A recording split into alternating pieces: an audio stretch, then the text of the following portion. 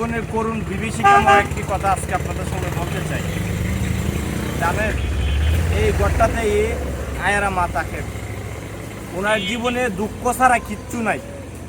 এই ঝড় তুফান কষ্ট সব ওনার উপরে দেওয়া যা, তাও ভাই মন বোঝানো যাইতো যদি খাবার থাকতো। দুঃখ দুর্দশার এই জীবনে মানুষের বাড়ি থেকে যে কুইত বা বন থেকে যে কুইত পাওয়া যায়, এগুলো দিয়ে সকালে এই রুটিগুলো বানাইছে।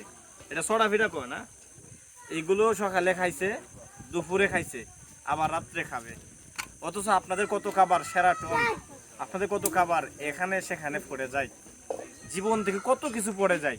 কিন্তু ওনার জন্য, ওনার ঘরটাকে মেরামতের জন্য একটু যদি ওনার পাশে দাঁড়ান, ওনার জীবনের হয়তো পরিবর্তন চলে আসবে। আরে ভাই, 500, 1000, 100 টাকা দিয়ে যদি ওনার জীবনটা পরিবর্তন করা যায়, তাহলে কি কি আনন্দ না। সামনে ঈদ, বড় বড় কুরবানি দিবেন, গরুর মাংস খাবেন, ছেলে মেয়েকে খাওয়াবেন, আত্মীয় স্বজনকে দিবেন। কিন্তু একবার চিন্তা করে দেখেন, এই মানুষটা একটা চড়াফিরা খাওয়ার মতো টাকা নাই।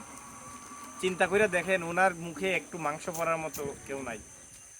ওনাকে যদি আমরা দয়া করে ওনার ঘরে একটু বাঁশ, অল্প কেউ বাঁশ দিতে পারেন, কাঠ দিতে পারেন, টিন দিতে পারেন, দিয়ে আমরা এই ঘরটা ঈদের আগে করতে চাই। আচ্ছা, এখানে আমরা একটা যদি গড় করি, বাড়ি আছে, হ্যাঁ আচ্ছা, ওনার ওই বাড়ির ভিতরে আমরা একটা গড় করে দেবো ইনশাল্লাহ। এবং এই ঘরটা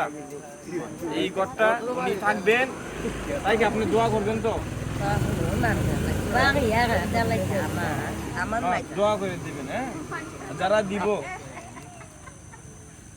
যারা আপনাকে সহযোগিতা করবো, তাদের জন্য দোয়া করবেন। তো আসলে উনি এত কিছু বুঝে না, এত কিছু জানে না।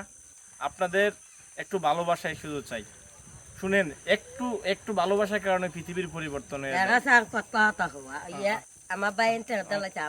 আচ্ছা, ঠিক আছে, আপনি রাগ করেন না, হ্যাঁ। আচ্ছা, তো এই যে দেখলেন, খেলা ভাঙিয়ে লাগছে বাইটা